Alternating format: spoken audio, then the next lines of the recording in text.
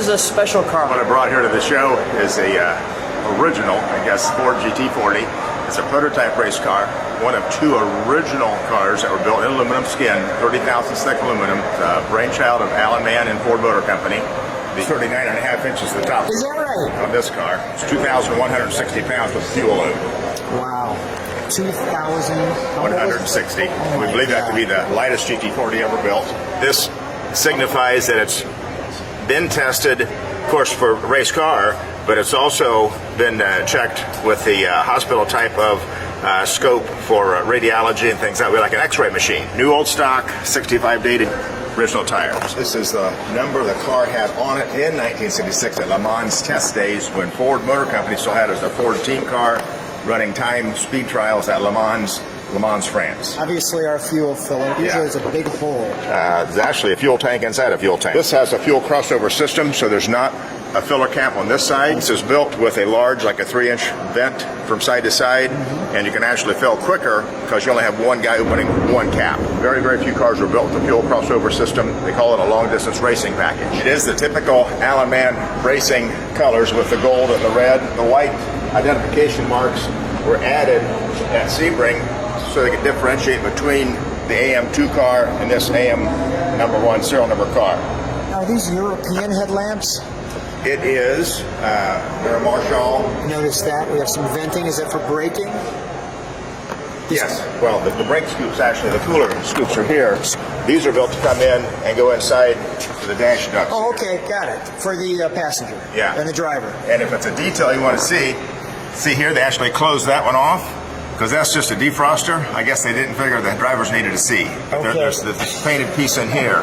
They actually blocked off the air inlets. So this air inlet is made useless, so this demister doesn't work. This is for access for the spare tire. This has to be accessed during the race, and the tire and wheel assembly has to come out and touch the asphalt during the race. Maybe you could see some of the aluminum bodywork in the car. This is it looks like some type of sensor. It doesn't look That's like a windshield wiper here. Windshield wiper, okay. These fittings are all original. These are actually helicopter parts. You'll see no other GT40 with white connectors here except for AM2. I'll feature just these wonderful black eyeliners and even the bolts. You can see how the bolts work there. But these headlamps with the glass on them have the holes. This is 30 thousandths thick, and this entire front end weighs about 38 pounds. Wow. With the lights and everything. Is there a difference in the sides? Don't forget that big hood piece. No, ambidextrous as far as design and size and style. So I'm actually going to take you on this side, and it's a tight vehicle. I mean, it's not easy to sit in with this X-side down there.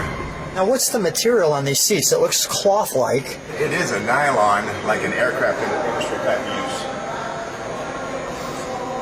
And there's the actual correct bottle that we could put on. Yeah, this is supposed to be bolted in there back in the day, but of course, obviously, kind of old technology. Here we have, you pull that, the chemical inside the interior and the engine bay. So, current safety device, very much needed to protect driver and car. These are actual equipment items for the driver, because here's the fuse boxes in the day. In case they needed to change a fuse, they could do that, hopefully, safely while they was driving racing.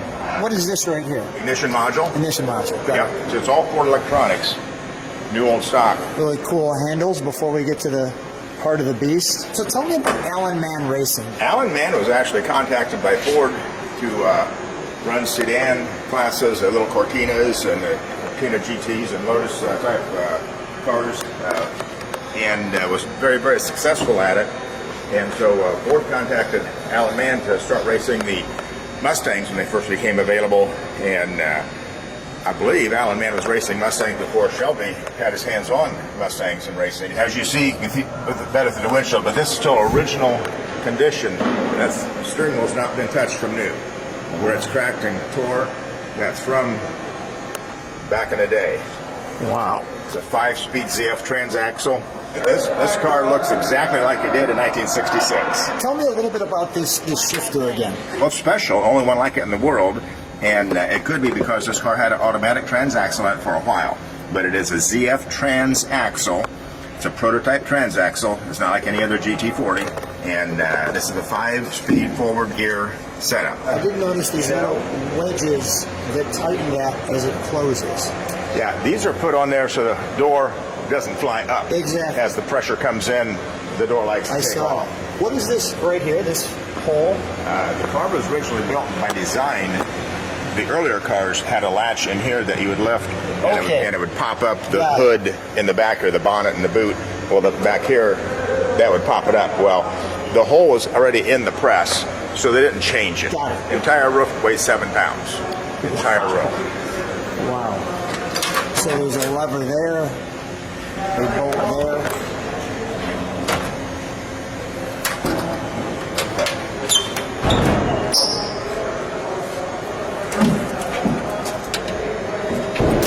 They call that the bundle of snakes, I believe. Yeah, bundle of snakes. That's pretty cool. These are Weber carburetors. They're classified as a 48 IDA. Okay. They're period built. They're original carburetors to the car. They came with the car in 1965. Original component, naturally aspirated, no pressure, no kind of glorified turbo or superchargers on these cars back in the day. I noticed a marking right down there. It's all the way, like it almost looks pointed at by a generator or something, or an alternator.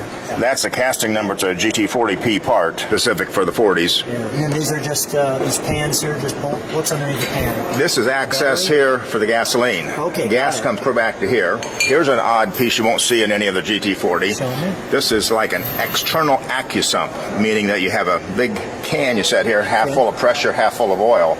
You plug it in, you open a valve, it blasts oil into the crankcase. Not a legal item to have on a car as far as racing. You can see the foil here on the car, and that's a better way to see the braking system there. Yeah. Okay. The shock absorber is another notable thing. 8 shocks were built like this for the 2 Allen man cars, aluminum conies. Rarest shocks in the world, probably, as far as conies. Now, we can't show you real easy, but this car also has the quick change Phil Remington brake system. Maybe the first car or pair of cars to have it. But you take the wing nut off, the wheel comes off, and if the caliper removed, the rotor will fall right off. Nothing holds the caliper on but 2 bolts, and absolutely nothing holds a brake rotor on except the wheel. Here's like a piano hinge, and these tabs here, if you pinch this, if you can see I'm moving that, that'll drop down and the pads come right out. So no bolts hold the pads in place. You just pinch this, grab that, swings down. Of course, wheels got to be off. Of course. They come straight out. Neat sway bar on this car too. Even the back window you could see here, venting through here. And I see a stamping or something right there. And that shows the gear ratios and the serial number of the gearbox. All the originality. And we got our coil on this side. This is brakes. Yeah. This is the roll bar here, the 240A Warner fuel pumps, coil, original type wiring, original spark plugs, regulator, voltage regulator. The suspension is made differently as far as pickup points. Any of the GT40, this bar hooks here. This is special placement-wise. It helped with the anti-dive and brake problems that way that they had some cars with it, and they eliminated that pretty much with this type of system. 289 special Ford GT engine, original 66 built motor, castings. That's pretty cool.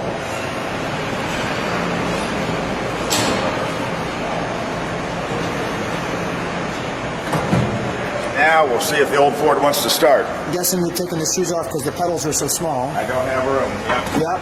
And now right here, this hump square, there's a fuel crossover. Okay. The 4-inch rubber hose goes from side to side, connecting tank to tank. Okay. Battery, neutral. Neutral.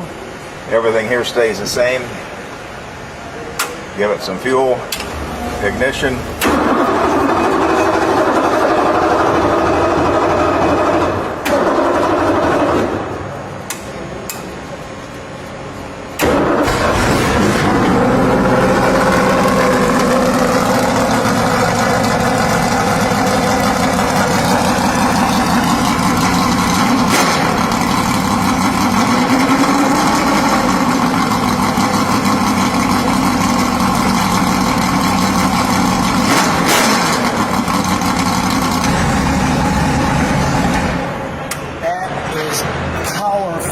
289. As far as speed and power, it was geared to go 212 mile an hour, which it did. Le Mans, it was the fourth fastest car of all the cars that was there at test days. Is that right? Le Mans test days, fourth fastest. Thanks so much for being on My Car Story.